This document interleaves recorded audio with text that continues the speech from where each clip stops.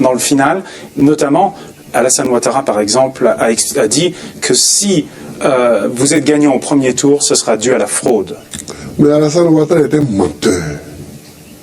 Et je le répète pour vos auditeurs et pour vos téléspectateurs, il ne faut pas que les gens fassent attention à son esbrouf. Bonjour, bonsoir, bienvenue à la LM Africa Medias. Je vous demande de vous abonner, d'activer la cloche de notification, de partager et massivement pour que nous puissions agrandir notre communauté. Aujourd'hui, nous allons parler de la Côte d'Ivoire. Une fois de plus, Valérie Yapo a été déboutée de la justice ivoirienne. Ouattara, en réalité, sa justice n'avait pas le choix. Il fallait à tout prix montrer bon visage devant la justice. Malgré que, jusqu'à maintenant, il n'a toujours pas délivré le certificat de nationalité à Tidjane Thiam. Valérie Yapo, tout pleurant, tremblant, a décidé de sortir dans les médias pour dire que si Tidjane Thiam est accepté dans la liste électorale, elle démissionnera du PDCRI-RDA. Maman, qui a même besoin de toi? Même l'opposition, ils ont besoin de toi. Continue à aller faire ton cheval de Troie avec ton patron Alassane Ouattara, le gros menteur. Ça ne suffit pas. Tidjane Thiam, en France, est craqué par les services de renseignement d'Alassane Ouattara pour le retrouver, peut-être pour le fioler, comme d'habitude, dans leur service de après-vente. Alassane Ouattara, toujours la personne dans des faux coups, des coups de mort, de vie, de tout un chacun. Maintenant, Tidjane Thiam est craqué dans tout Paris, dans la France entière, pour le localiser, le filmer et trouver un moyen de le mettre peut-être physiquement hors d'état de nuire par le régime d'Alassane Ouattara. Peut-être en utilisant les systèmes de fiolage, comme d'habitude, vous pouvez vous rappeler des deux précédents ministres d'Alassane Ouattara qui ont été bien fiolés pour seulement avoir guetté au fauteuil du Manitou impérialiste africain Alassane Ouattara.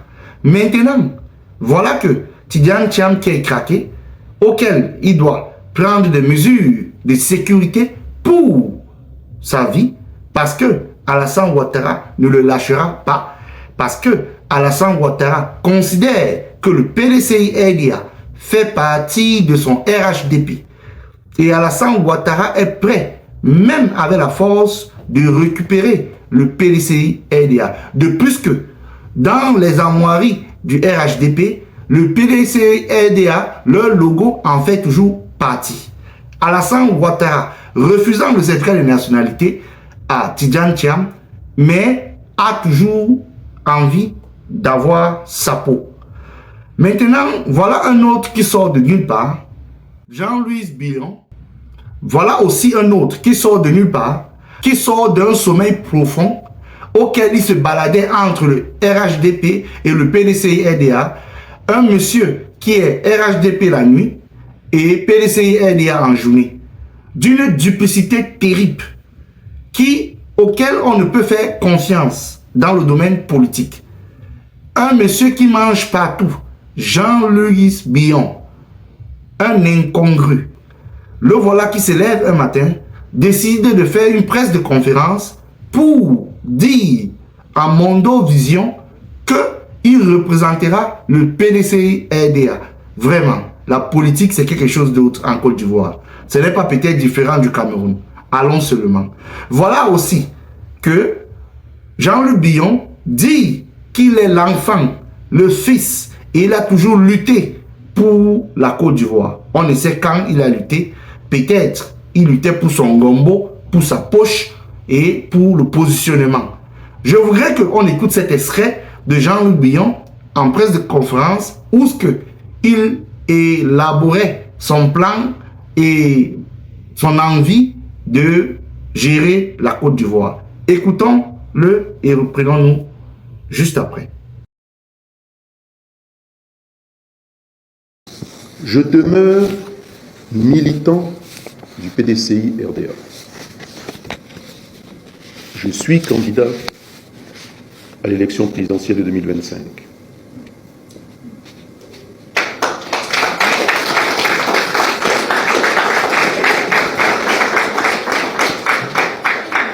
Pour le PDCI RDA.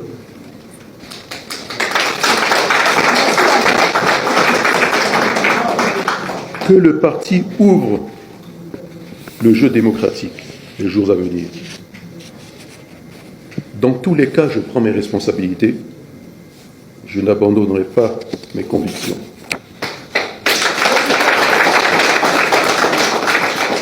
Je ne trahirai pas la mémoire de nos illustres présidents. Je ne me tairai pas devant la souffrance du peuple de Côte d'Ivoire. J'irai au combat, même en dehors des structures traditionnelles, mais toujours au nom du peuple ivoirien, pour une Côte d'Ivoire plus juste, plus équitable. Vous-même, vous pouvez constater, Jean-Luc Billon dit carrément qu'il ne se tairait pas devant la souffrance des Ivoiriens. On ne sait pas quand est-ce que Jean-Luc Billon a lutté pour les Ivoiriens. On ne sait pas quand est-ce qu'il était proche du président Bédi. Vraiment, ce monsieur qui mange partout, qui lèche partout, qui en même temps tapote Valérie Yapo dans des coins et contours qu'on ne sait ni que. Maintenant, le voilà en plus qui décide de se représenter comme le candidat du PDCI RDA. Jean-Luc Billon, en réalité, est le cheval de croix d'Alassane Ouattara. Parce que l'objectif est de fragiliter et de fragmenter le PDCI RDA. Il a pour rôle de disloquer les voix dans le PDCI RDA pour favoriser Alassane Ouattara lui-même. Parce que je vous avais expliqué qu'Alassane Ouattara a deux options. La première option, c'est d'utiliser son pantin de vice-président pour être président. La deuxième option, c'est de décider lui-même de se déclarer pour des raisons ultra-univers, devenir candidat une fois de plus et de violer la constitution ivoirienne.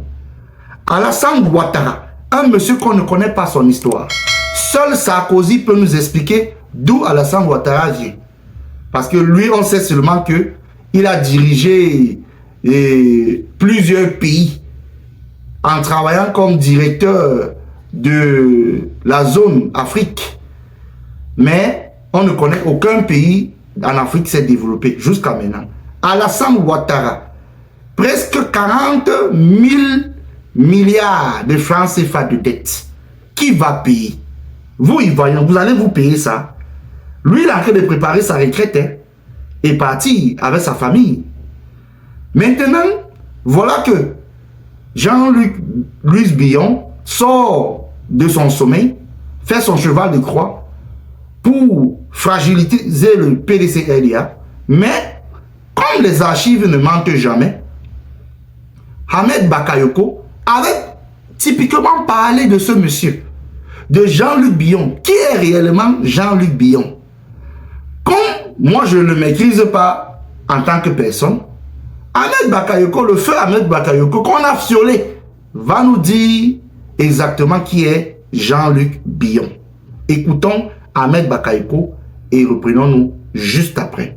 D'abord, il est membre du gouvernement, il est ministre du Commerce, sa famille est impliqué dans l'appel d'offres à travers Movis, parce que tout le monde sait que le groupe, c'est le groupe Sivom, mais ils ont inversé le nom. Quand vous inversez, Sivom s'appelle Movis, c'est son frère qui est le DG. Je trouve que, de ce point de vue, ça me gêne, et d'autant plus qu'il a la responsabilité de nous aider à régler ces questions de cherté de vie. Parce que le groupe familial de M. Billon a des positions dominantes dans bien des secteurs, dans bien des filières de l'économie. Vous prenez le sucre, vous prenez l'huile, mais qu'il fasse quelque chose. Est-ce que vous iriez jusqu'à dire, comme quelqu'un, ministre, ça ferme sa gueule ou ça démissionne? Non, je dirais pas ça. Mais ce que je dis, c'est que c'est un peu de cohérence. pouvez pas être ministre du gouvernement et opposant au gouvernement. Vous pouvez pas être membre de l'équipe et jouer contre l'équipe. Ça fait pas bien. Ensuite, vous pouvez pas, dans son cas, hein, et ce qui porte beaucoup de contradictions, être candidat militant du PDCI, candidat du RDR au régional, après, il dit qu'il revient au PDCI. Je pense que, c'est un conseil, hein, il devrait lui-même tirer les conséquences de toutes ces contradictions. Ça donnerait plus de lisibilité à ce qu'il veut faire, à son action, à son agenda. Ça simplifierait les choses, et ça donnerait plus de cohérence. Il lui appartient, parce qu'aujourd'hui, c'est quoi le piège? On voit bien sur les... Vous-même, vous avez écouté Amba, le feu Amba, qui a été violé par Alassane Ouattara. Voilà Amba, qui nous a décrit le personnage qui est Jean-Luc Billon. Jean-Luc Billon, c'est quelqu'un que la nuit, il est RHDP. Le jour, il est PDC-RDA. Ancien ministre dans le gouvernement de Ouattara. En même temps, il veut se représenter comme candidat du PDC-RDA à cette période-là. En même temps, il veut être ministre du gouvernement. Donc, en même temps, il veut... Donc, c'est quelqu'un qui fait les grands écarts. Jean-Luc Billon, c'est l'homme des grands écarts.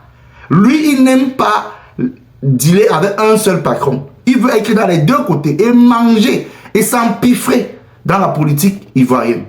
Un incongru total. Amba a clairement défini qui est Jean-Luc Billon. Vraiment, il n'y a pas de débat sur ça. Je ne discute pas avec vous, vous les détracteurs là.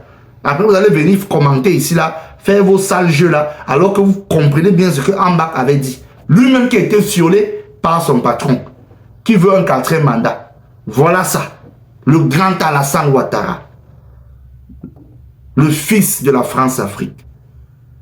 Voilà. Le Ouattara. Dans sa Ouattari. Maintenant, parlons d'un autre individu.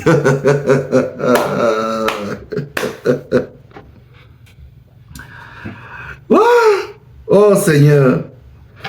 Parlons d'un autre individu. L'autre individu, c'est Afin Guessant. Afin Guessant. Quand on vous dit que les politiciens en général, que ce soit en Côte d'Ivoire, même au Cameroun, ce sont là, donc à 70%, les politiciens sont des commerçants en Côte d'Ivoire, à 70%. Au Cameroun, c'est peut-être même 90% qui sont commerçants. Il n'y a que 10% qui résistent. Ce n'est pas possible. Afin Guessant, qui on a un peu molesté, on l'a un peu secoué, le gars a paniqué. Il a décidé de joindre le camp d'Alassane Ouattara. Il a pris de l'argent, il s'est empiffré, il a bouffé, le gars était à l'aise, le gars mangeait bien, il était là, il marchait comme ça là, il s'est filmé, il ne parlait plus, il est devenu muet. Boum boum, Alassane Ouattara a décidé de sceller le siège du FPI, le Fonds populaire ivoirien. Alassane Ouattara a scellé une organisation à but non lucratif. Ce n'est jamais, c'est du jamais vu sur terre.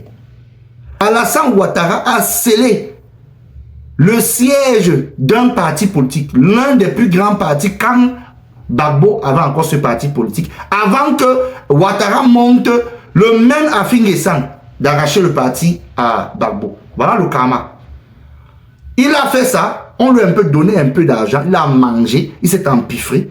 Maintenant, le même Ouattara, comme il a constaté que le vent en train de souffler vers l'opposition, on vous dit que c'est les gens des positions. Afin Guessant a constaté que le vent en train de souffler de l'autre côté, il veut vite courir pour partir du côté de l'opposition. Maintenant, quand il a commencé à réfléchir ainsi, Ouattara a simplement dit qu'il n'y a pas de problème. Je vais te traiter. Ouattara a seulement envoyé ces gens pour venir sceller tout un parti politique, son siège.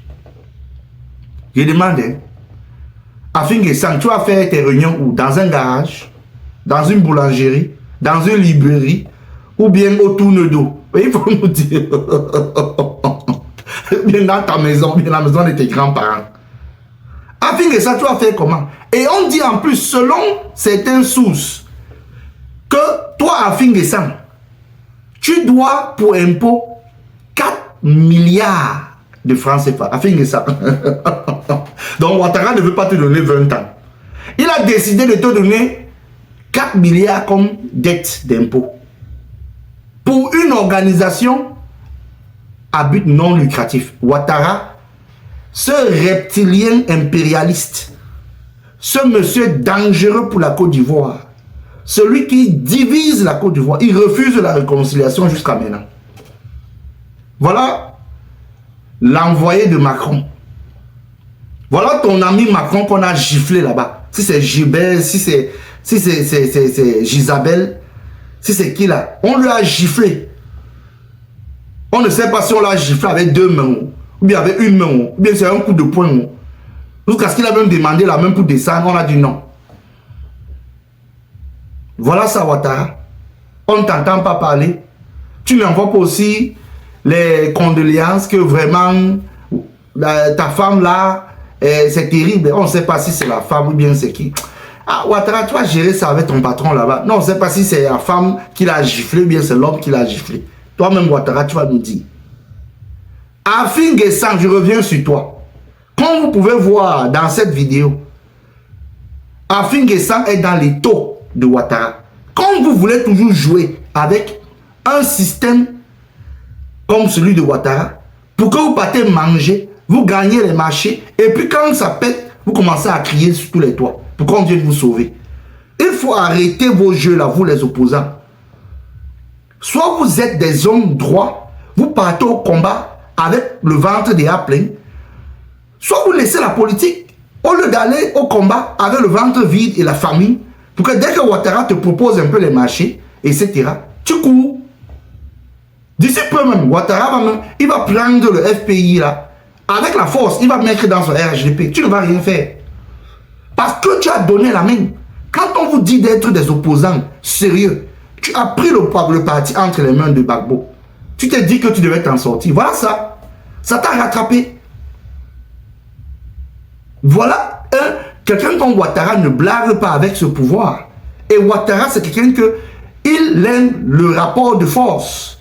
Et l'opposition ivoirienne doit faire un rapport de force. Si l'opposition ivoirienne ne fait pas le rapport de force, oubliez. Mais voilà ça.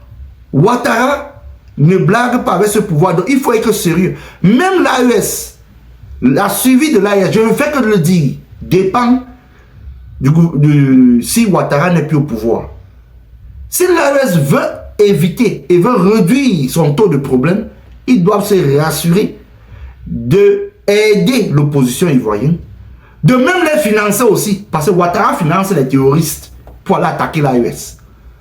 De même financer l'opposition ivoirienne pour renverser ce régime. C'est comme ça. De mettre l'artillerie lourde, des moyens pour renverser Ouattara. Je dis encore ça aux gens de l'AES. Si vous voulez faire le baby shower, que vous êtes là, vous venez, vous dansez, vous donnez les cadeaux à Ouattara, attendez, Ouattara va vous emballer. Moi, je préfère vous le dire là maintenant. Je ne fais que le dire, que l'AES, sa suivi dépend de fait que Ouattara ne doit plus être au pouvoir. Parce que Ouattara, c'est un impérialiste dans l'âme. Quelqu'un qui a osé dire que il doit tout à la France. Mais vous imaginez, il doit tout à la France. Depuis que dans sa maison, il y a la France. Sans compter le gouvernement français que nous tous on connaît là. Exactement. Mais les opposants ivoiriens, Tidjam Thiam, sache une chose, que Ouattara ne blague pas. Ouattara a ces 4 options avec les opposants.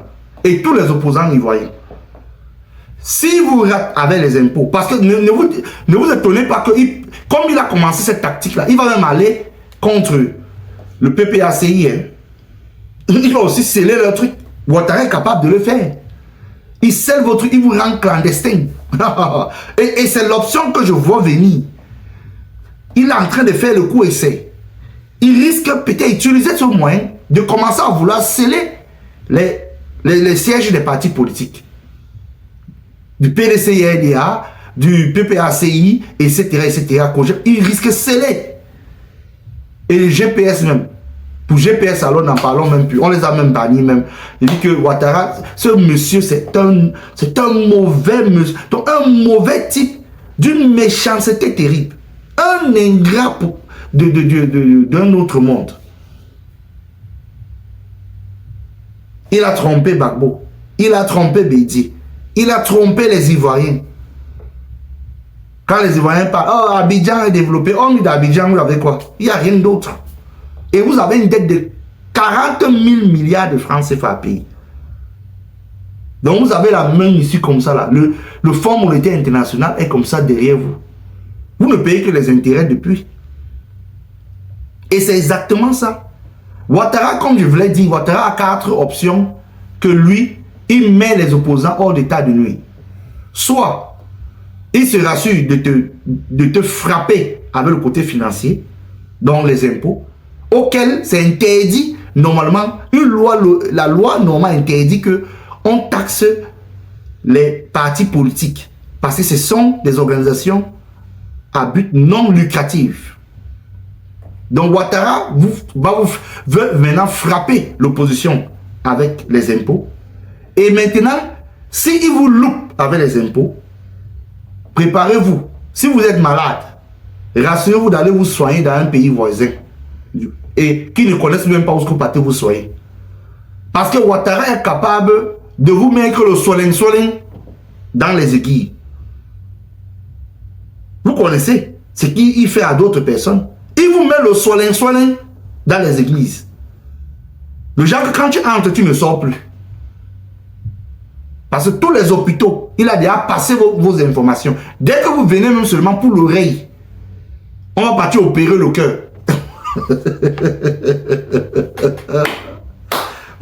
Le sacrabe reptilien. Le sacrabe reptilien. Le mauvais Ouattara. Le gros mauvais. Maintenant, voilà que s'il vous loupe dans ce côté, il a d'autres options. Soit il sabote même vos voitures. Il vous craque, il sabote les voitures, il fait ceci. Soit il part dans l'option encore plus grave. Il vous met ce qu'on appelle le fiontoc. La fiole. Il vous met ça un peu. C'est ce que Ouattara, c'est ce qu'il connaît faire de mieux. Il vous met le fiontoc. Il vous fiole. Donc méfiez-vous, vous les opposants là. Sachez que Ouattara, à l'heure-ci, il est donc, c'est né. Il sent comment les injections qu'on lui donne là-bas, à cause de vous, il ne va pas vous laisser tranquille. Il est prêt à tout. Donc, soyez vigilants. Vous les opposants qui voulez manger partout là. Et soyez prudents. Parce que Ouattara, le sacrabe reptilien de Sendou, celui qui est venu briser l'inquiétude des Ivoiriens. Voilà ça. C'était tout pour le côté de la Côte d'Ivoire. Je vous demande de vous abonner, d'activer la cloche de notification, de partager, de liker, pour que vous puissiez aussi recevoir en temps réel toute nouvelle vidéo que je puisse poster. Je remercie tous ceux qui se sont déjà abonnés. Agrandissons notre communauté. Ne laissons plus le narratif pour les gens qui nous distraient avec des buzz, qui sont là pour leur gombo. Ne laissons plus le narratif pour les incompétents, des vendeurs d'illusions, des derniers de la classe. Restons ensemble pour une Afrique meilleure. On se reprend à la prochaine. Hasta la vista.